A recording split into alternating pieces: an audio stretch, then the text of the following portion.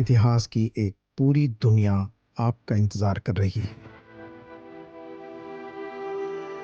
हम समय में लगभग 2000 साल पीछे चलेंगे और खोजेंगे उस दुनिया को जो आज भी इन पत्थरों के भीतर सांस ले रही है।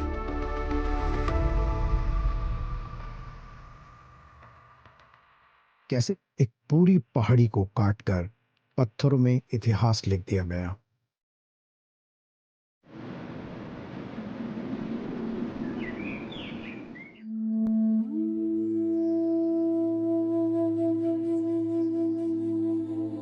मुंबई, यहाँ हर दिन लाखों लोग अपने सपनों का पीछा करते हैं।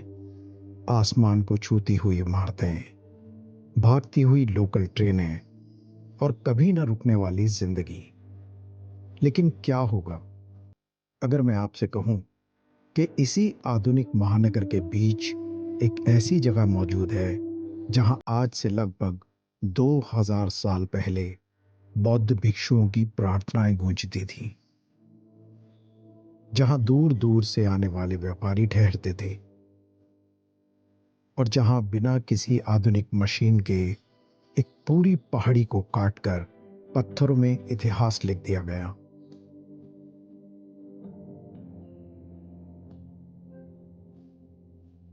ये हैं महाकाली गुफाएं।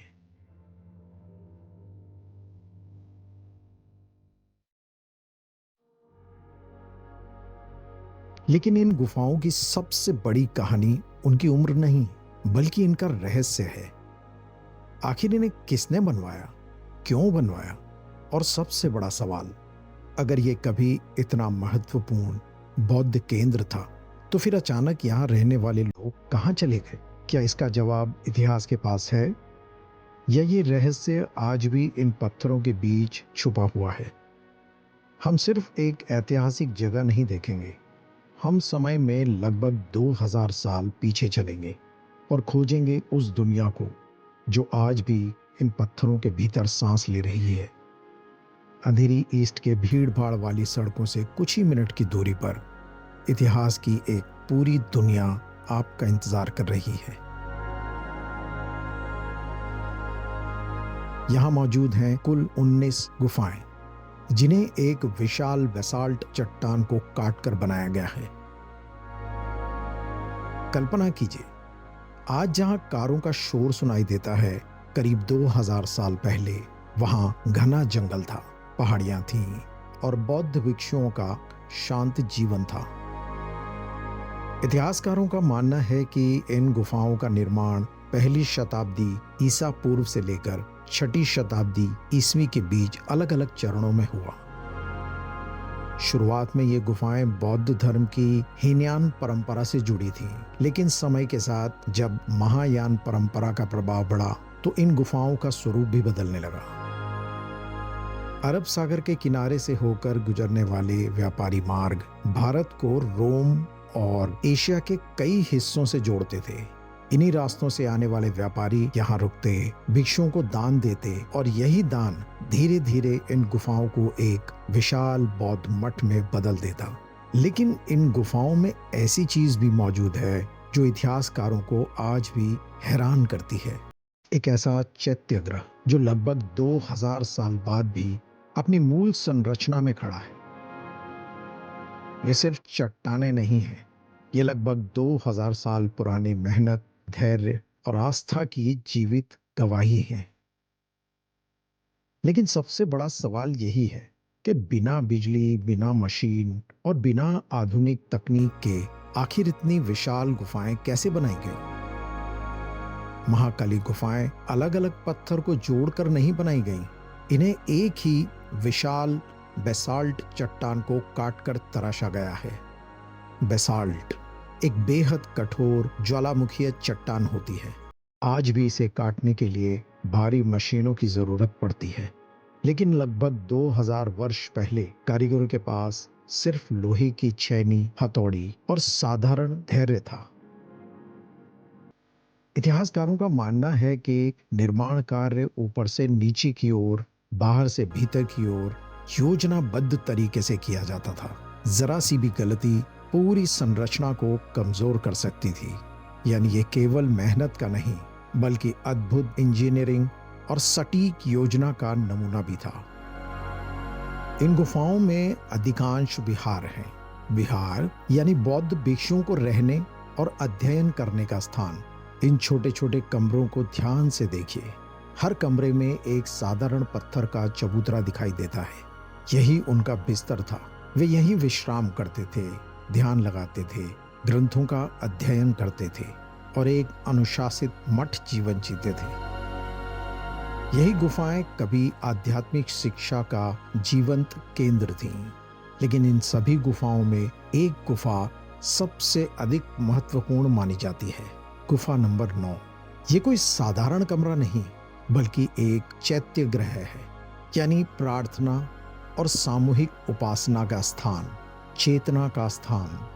इसके बीचों बीच बना है एक स्तूप। बौद्ध धर्म में स्तूप केवल एक स्मारक नहीं होता, यह बुद्ध की उपस्थिति, ज्ञान और निर्वाण का प्रतीक माना जाता है।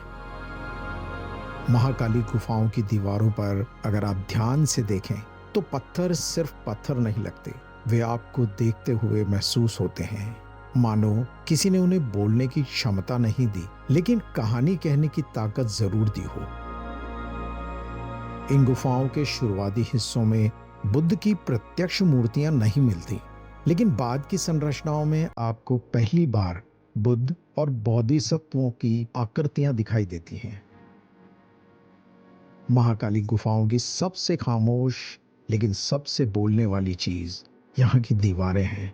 और इन दीवारों पर कुछ ऐसी रेखाएं उकेरी गई हैं जो देखने में साधारण लगती हैं, लेकिन असल में इतिहास की सबसे महत्वपूर्ण भाषा में लिखी गई कहानियां हैं। ब्राह्मी लिपि। इन शिलालेखों से पता चलता है कि इन गुफाओं का निर्माण किसी एक राजा या किसी एक व्यक्ति ने नहीं कराया था, बल्कि ये एक सामूहिक प्रयास था।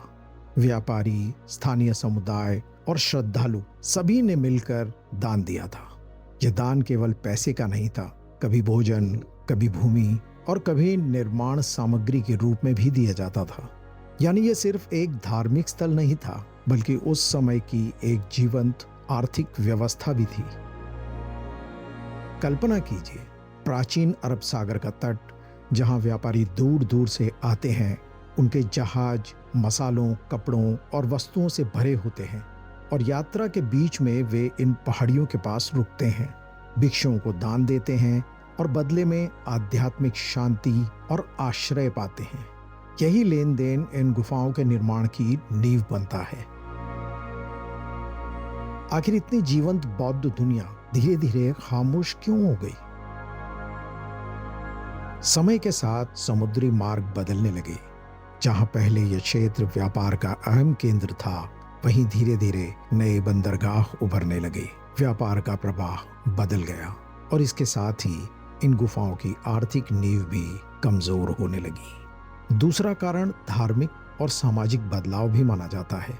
कुछ इतिहासकारों का मत है कि धीरे धीरे भिक्षु यहाँ से चले गए और ये गुफाएं प्रकृति के हवाले हो गईं। जंगल ने इन्हें ढक लिया और सदियों तक ये इतिहास की परछाइयों में खो गईं। अंधेरी ईस्ट के पास स्थित ये गुफाएं आज भी यहाँ आसानी से पहुंचा जा सकता है। अंधेरी रेलवे स्टेशन से कुछ ही दूरी पर एक छोटा सा रास्ता आपको सीधा इतिहास के भीतर ले जाता है। सबसे अच्छा समय अक्टूबर से फरवरी के बीच माना जाता है, जब मौसम ठंडा होता है और पत्थरों के बीच की खामोशी भी गहरी महसूस होती है। लेकिन यहाँ आने का मतलब सिर्फ घूमना नहीं है, ये एक अनुभव है, एक ऐसा अनुभव जहाँ आप सिर्फ पत्थर नहीं देखते बल्कि समय को महसूस करते हैं। यहाँ आते समय आरामदायक जूते अवश्य पहने, पानी साथ रखें और सबसे जरूरी बात, इस ऐतिहासिक धरोहर को नुकसान न पहुंचाएं, क्योंकि ये सिर्फ एक जगह नहीं बल्कि 2000 साल पुरानी कहानी है।